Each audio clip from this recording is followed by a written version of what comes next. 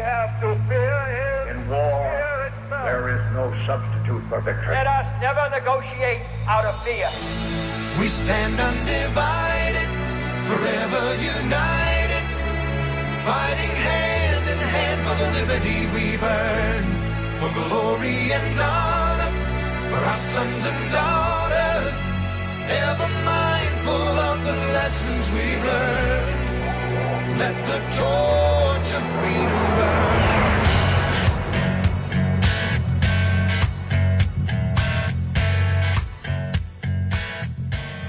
Welcome to the intersection of faith and politics. This is WallBuilders Live with David Barton and Rick Green. You're joining us on the third day of a three-part series on Article 5 in the Constitution.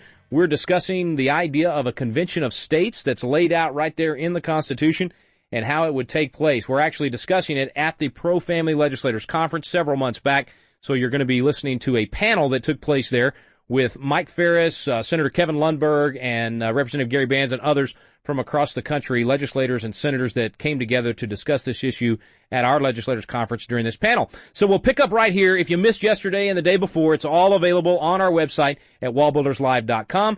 And make sure you also join us for the first ever WallBuilders Live webinar, June 19th. Mike Ferris will be our guest, and you will be given the opportunity to ask questions of David Barton and Mike and myself during that webinar. Let's pick up where we left off yesterday for the conclusion of our Article 5 panel at the Pro-Family Legislators Conference. Last summer, after another convention in Chicago, a handful of state legislators stayed around an additional day and had a discussion about the general subject involving an Article 5 convention of the states. And out of that meeting, a number of us felt like it was important to begin the process to answer the question, what would a convention of the states look like? Now, you've had several illustrations here and subject areas that would possibly, in the end, materialize into a proposed amendment. But out of that group, there were 6 of us who signed a letter and sent it to every speaker and every president of the Senate of the 50 states. And I want to just read one small paragraph so that you kind of get a feel for what this is all about. The purpose, and this, by the way, is what we are naming the Mount Vernon Assembly. And there is historic precedent there, and I won't take time to go into that. But the purpose of the Assembly is to convene in a politically pure environment comprised only of current serving state legislators, free from the influence of outside organizations. And number 2, discuss and draft an agenda for a convention of the states for the sole purpose of writing the rules that would govern future meetings of the legislative body, including any Article 5 convention for proposing amendments. And that was signed by Representative Chris Kappinga from Wisconsin, an Assemblyman Mike Gatto from California, Representative Matt Huffman of Ohio, Senator David Long of Indiana, Senator Karen Tyson from Kansas, and myself.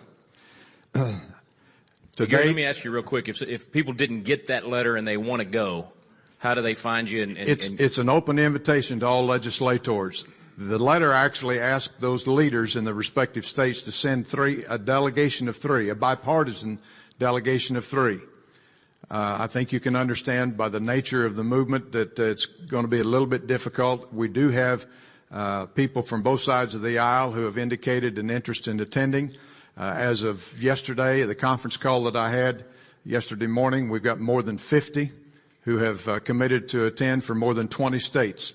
And I simply want to extend an invitation to any of you here. If some of you may already be on that list, I don't know. There is no sponsoring organization.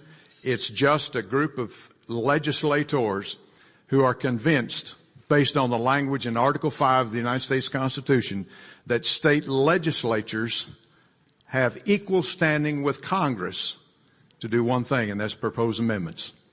Pure and simple.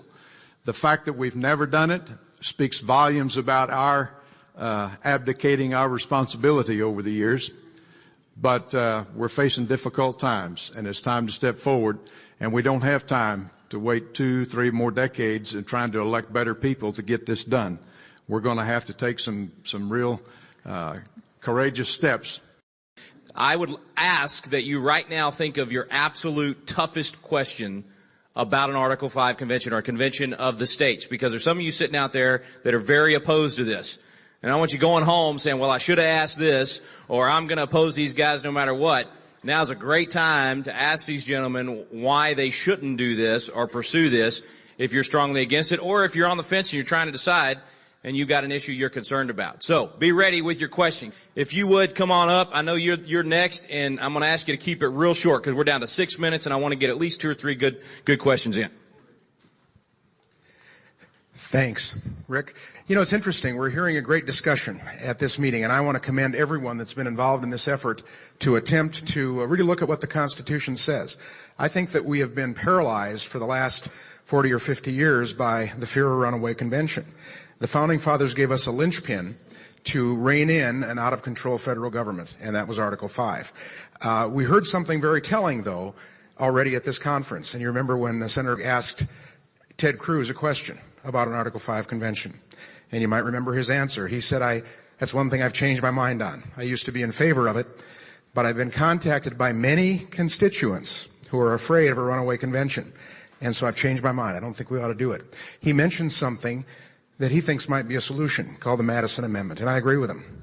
It's really the brainchild of Ed Meese when he was Ronald Reagan's Attorney General. He said, why don't we just tweak Article 5 of the U.S. Constitution to clarify that it means exactly what James Madison thought it meant, which was that the states could call for a convention and limit it to the topic for which it was called, therefore avoiding a runaway. That, however, is another amendment to the Constitution, maybe one that might be proposed at a convention of the states. So what can we do in the meantime before such a convention is called to allay some of those fears? We can address the fear of a runaway convention in 2 ways. We can beat it down. We can say it's a bogus fear, or whether you believe it's a bogus fear or whether you believe it's a bona fide threat, we can address it. I believe the states could safely call for a convention and keep it from being a runaway by a couple of simple steps. One is something called a faithful delegate law, which simply says that if there is a constitutional convention, if you send a delegate from your state who strays from the purpose or call of that convention, they are immediately dismissed, their credentials are revoked as a delegate, they're replaced by an alternate, and they're either fined or jailed, depending on what you want to do with that in your state legislature. Indiana became the first state to pass it. I introduced it in North Dakota, but chairing the Judiciary Committee, I didn't have time to go over to the Senate and shepherd it, so the Senate defeated it. I'm going to introduce it again next time. But Indiana passed it. Senator David Long, who was mentioned, is the champion of it over there, and Governor Mike Pence signed it and is bragging about it, thinking that it's an excellent idea. Another step states can take is to pass a constitutional amendment that says your state will not, the legislature of your state will not ratify, nor will you create another means for ratification of any product of a runaway convention. Folks, because it takes 13 states to ratify any amendments to the Constitution, because it takes 3/4 of the states, if only 13 states do that, we've mathematically prohibited the possibility of a runaway convention occurring or of its product being ratified. So there are ways to approach this. There are different discussions going on, and my thought is, whether you believe that it's something that's a bona fide threat or whether you believe it's a bogus fear, why not remove the fear? Because otherwise, here's what we're going to run into in our state legislatures. And I've been in mine for 19 years. You all know how this works. We will have a group of conservatives, like the ones you've heard from today, championing this idea. We're going to have another group of conservatives arguing against it and saying, oh, no, there's a fear of a runaway. And we, as legislators, are going to be forced to fall on one side of that fence or the other. And that's a lose-lose proposition, folks. Because what are the liberals doing? Smiling and watching the games, saying, go for it, fellas. If we can remove that fear, if we can defang the threat of a runaway convention, we're full steam ahead with doing what the founders gave us the authority to do.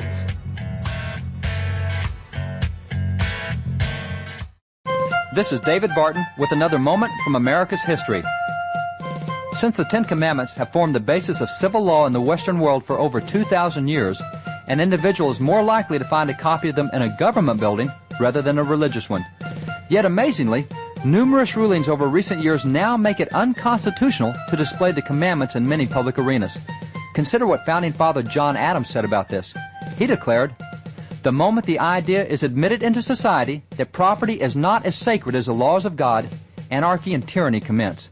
If thou shalt not covet and thou shalt not steal were not commandments of heaven, they must be made inviolable precepts in every society before it can be civilized or made free. John Adams believed that no society could remain civilized if separated from the Ten Commandments. For more information on God's hand in American history, contact WallBuilders at 1-800-8-REBUILD. Let the torch of freedom burn.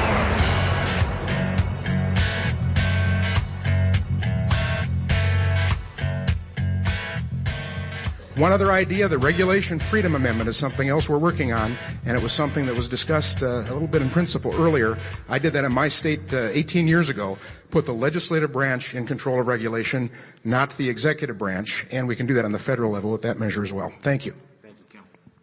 And by the way, at the back of the room, you can get some brochures on the Madison Coalition. And so be sure and grab those on your way out. I got to tell you guys, as we go to questions here, when I watched Levin's interview on Hannity when he first released the book, and he had a panel of conservative, you might have even been on that panel. Were you on the, I was thinking you were on it. Anyway, and they were all challenging him with questions. And by the end of that show, I had more hope for the fact that we could save our Constitution and save the country than I've had in a long time. And honestly, Mike, I got to tell you, as you were talking about the game plan for how this could actually be done, that hope was again renewed, just like I felt that night watching Mark Levin. This can be done. All right, let's go to questions, and I'll run out and bring the mic to you. Yes, sir.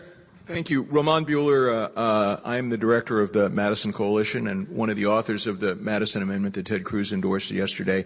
I wanted to ask the panelists what you think of there are a lot of problems that can't be solved without holding a convention, but there's an interim step which has been used 4 times before in American history, and that is that states have forced Congress to propose a specific amendment because the 500 people in America who are most terrified of a convention are members of Congress. So several times in American history, they have proposed a specific amendment that states want, for example, the 17th Amendment, to avoid a convention. So what are your thoughts on the strategy of, at the same time we're moving toward a convention, states also forcing Congress to propose a specific amendment, like the Madison Amendment or the Regulation Freedom Amendment or something else? Great point. Just the idea of the convention taking place could force them to do some things. What do you guys think? Well, it's possible that could be done. And there's no reason that a state can't propose a convention for 2 or 3 purposes. But a convention for the purpose of the Madison Amendment has to go through that same whole process, 34 states and all of that. And the same thing is true with the Balanced Budget Amendment. I'm just going to go politics on you for a second. To do any of this, you have to have grassroots. And the grassroots have not responded to much of this until recently. What they're responding to is Mark Levin's idea, and that is a comprehensive solution. If we try to pick off this thing or that thing, there's particular problems with this approach or that approach. We have to have a solution that's as big as the problem. And so I favor voting for BBA applications. I would favor Madison Amendment applications. But I don't think you're going to get much public support for it. And my view of the way to answer Eagle Forum and my friend Phyllis Schlafly. I've known Phyllis Schlafly for 35 years, and she has been such a faithful warrior, and she's entitled to be wrong once in 50 years. And so... And Mike, let's point out the history on that. The reason she's so opposed is because she fought the Equal Rights Amendment for so many years, and that's why a lot of the opposition that's out there, it comes from that Equal Rights Amendment fight. Yeah, and I was in that fight. I litigated that fight and helped win the fight, and I learned about the Article 5 process. So in any event, I think that the solution... Because there's going to be 100 or 200 people like that will show up at a legislative hearing. My solution is I want to bring 2,000. You know, if you have 100 protesters on one side and you got 2,000 protesters on the other side, that becomes very politically easy because the scholarship is completely on our side. All we have to do is balance the political realities. And as I've explained this to audiences all over the country, it's like 98-2 when I'm dealing with the public, including people that were part of the John Birch Society, were part of Eagle Forum, have listened to this, have believed the other thing for a long time. The conversion rate, when people today know that the problems are so acute, and they've also been convinced by Mark Levin. When you see the critical mass, when you got Mark Levin and David Barton and Mike Ferris and all these other people that have a reputation of being absolutely true blue constitutional conservatives, saying this is what we have to do, and then we also point out it was George Washington, George Mason, and these other guys, we've got the winning solution. The last thing I'd say is for reasons that Lori said and some others, we've got to stick up for the legality of the Constitution itself. It was not illegally proposed. It was not illegally ratified. And anybody who wants to draw fear in us by saying the Constitution was an illegal document can't be a constitutionalist. You can't think it's illegal and be for the Constitution at the same time. It's like thinking George Washington's a great hero, but you know what? He's a British spy on the side. We're either for the Constitution or we're against the Constitution. And we're for all the Constitution or just parts. I'm for all the Constitution, and I think it was true blue. If I might give one other observation to the question, and that is, what if this was like some similar efforts in our history where there was an effort to put a convention of the states together and instead Congress acted? Well, I call that half a loaf, and in politics sometimes that's what you get. But I want to point this out too. I don't believe we will have really cured the problem. We will have helped.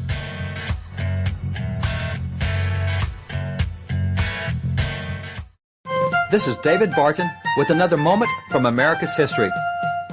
What is the purpose of government? Founding Father Oliver Ellsworth believed he knew. Oliver Ellsworth was a delegate at the convention which formed the Constitution, and later he became the Chief Justice of the U.S. Supreme Court. Concerning the purpose of government, Oliver Ellsworth declared, "The primary objects of government are the peace, order, and prosperity of society." Yet how were these goals to be achieved? Ellsworth explained, "To the promotion of these objects, good morals are essential. Institutions for the promotion of good morals are therefore objects of legislative provision and support, and among these, religious institutions are eminently useful and important." Founding Father Oliver Ellsworth believed government could never reach its goals apart from the help of religious institutions. For more information on God's hand in American history, contact WallBuilders at 1-800-8-REBUILD. Let the torch of freedom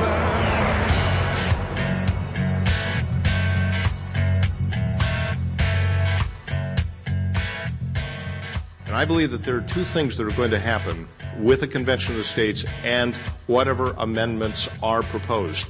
The first is substantive change to reel in Congress through an amendment. But the second is maybe as or maybe more important. I believe it's going to change the culture between Washington and the states. And to me, as a state legislator, that's what I want to see. I want to see the constitutional authority of states actually put into action.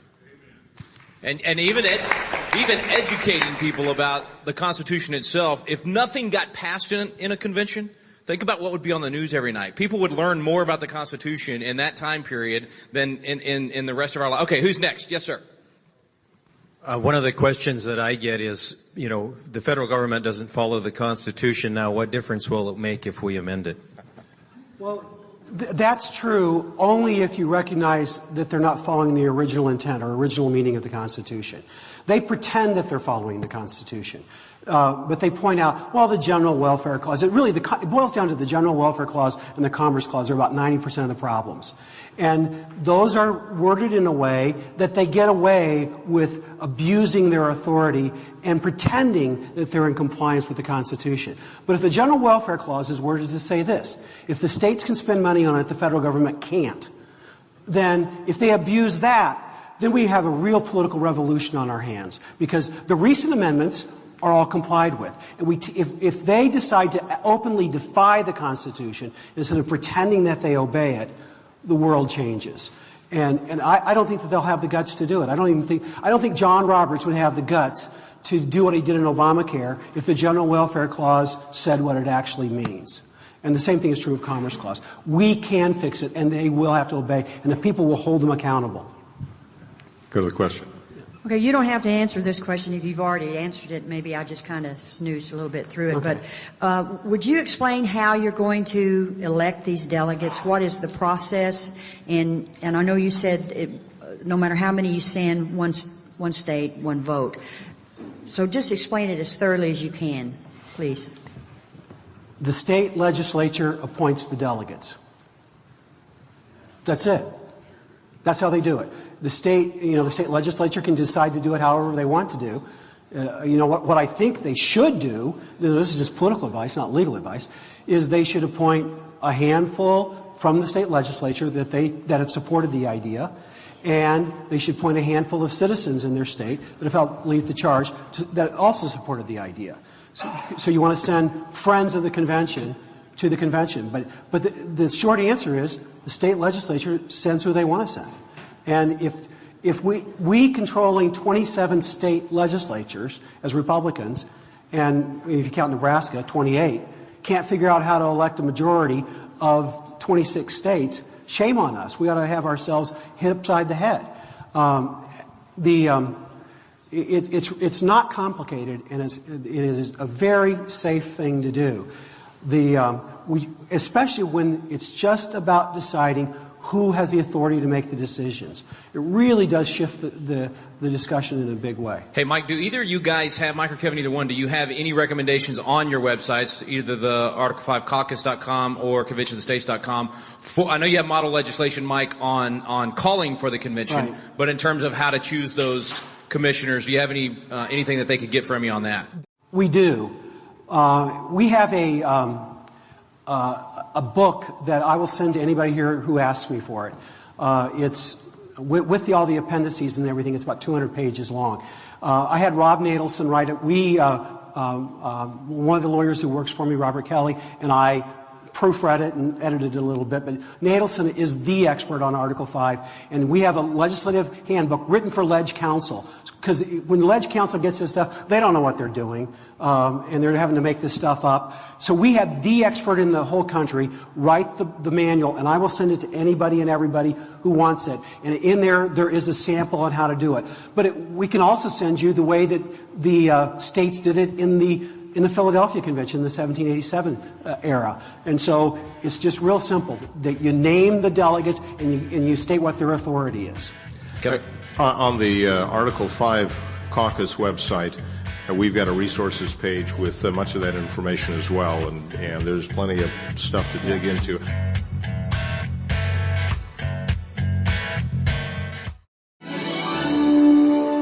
Hey, this is Tim Barton with WallBuilders. And as you've had the opportunity to listen to WallBuilders Live, you've probably heard the wealth of information about our nation, about our spiritual heritage, about the religious liberties, about all the things that makes America exceptional. And you might be thinking, as incredible as this information is, I wish there was a way that I could get one of the WallBuilders guys to come to my area and share with my group, whether it be a church, whether it be a Christian school or public school or some political event or activity. If you're interested in having a WallBuilder speaker come to your area, you can get on our website at www.wallbuilders.com, and there's a tab for scheduling. And if you'll click on that tab, you'll notice there's a list of information from speakers' bios to events that are already going on, and there's a section where you can request an event to bring this information about who we are, where we came from, our religious liberties and freedoms.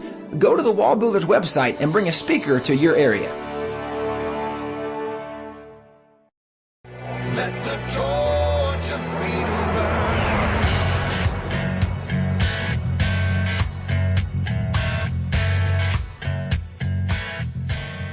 I want to follow up one other thing, though, and that is the setting of the rules is critically important. This is something I do have a concern that Congress may get the idea that constitutionally, they only have the authority, they shall determine a time and a place, but they're liable to think that they have to make the rules too. And that's one of the reasons for the Mount Vernon Assembly, is to start that process of figuring that out in advance so that we've got some blueprint to follow that will make sense. But ultimately, Mike's right. It's up to the legislatures to determine each state by state. Senator? What do you say to the critics of the Article 5 convention that says, yeah, that we have checks there, and Mark Levin has said we have checks, it's 3/4 of the state for ratification. But some constitutionalists will say, you know, the 16th Amendment was approved. It's for the income tax, and that wasn't a good thing. And then the 17th Amendment with the direct election of senators wasn't a good thing. And then the 18th Amendment with prohibition, and on and on. What is your response to their problem with that? Congress proposed all of those.